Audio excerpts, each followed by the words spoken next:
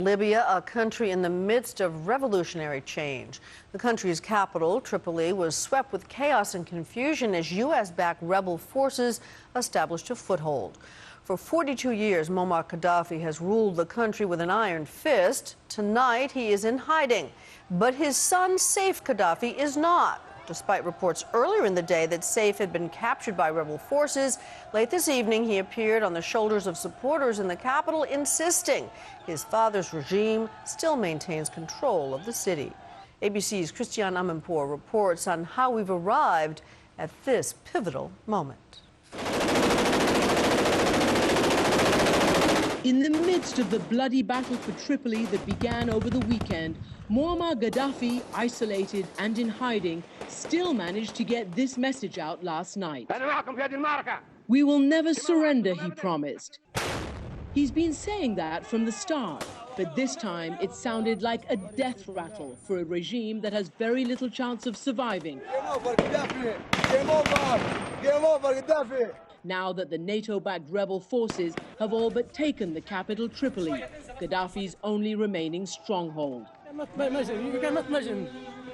We smell the freedom now. We smell the freedom now.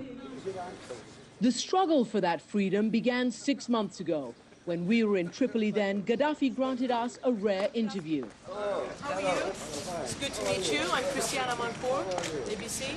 He strolled into this seaside cafe wearing his aviator shades, every inch the flamboyant character that he has carefully cultivated on the world stage for the past 4 decades.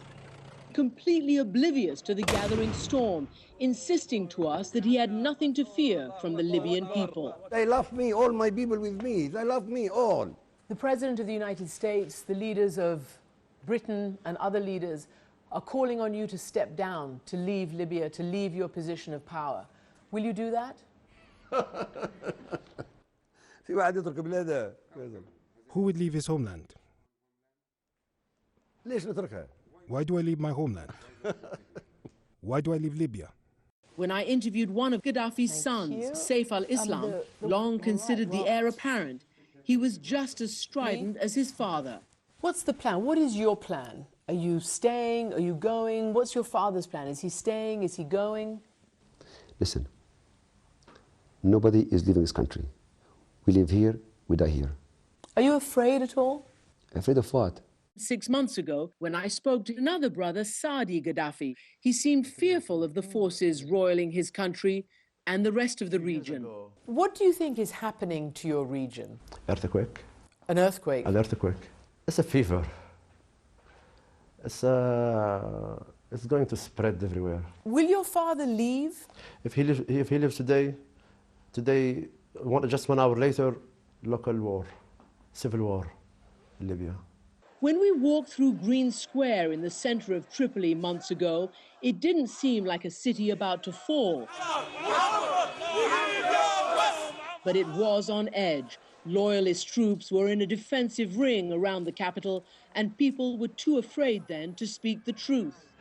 We have no war, we have no place, no plane, we are in peace. Okay. But this was the same square last night, as Gaddafi's forces melted away and rebels who had fought their way into the capital celebrated their gains.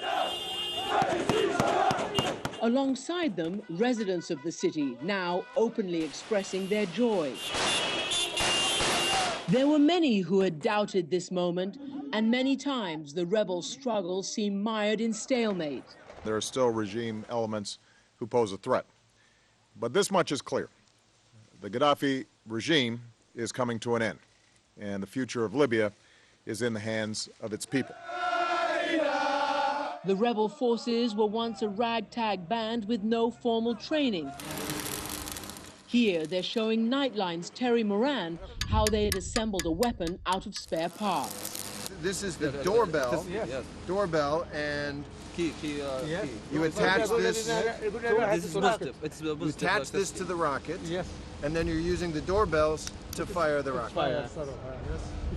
NATO and some Arab countries helped them with close air support, weaponry, and some training.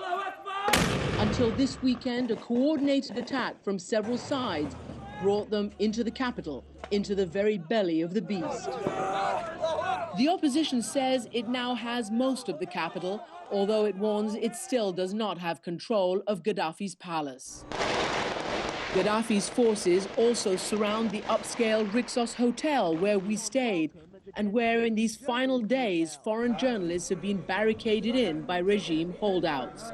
But opposition forces have managed to turn the internet back on, and this afternoon state TV, long the mouthpiece of the Gaddafi regime, suddenly went black.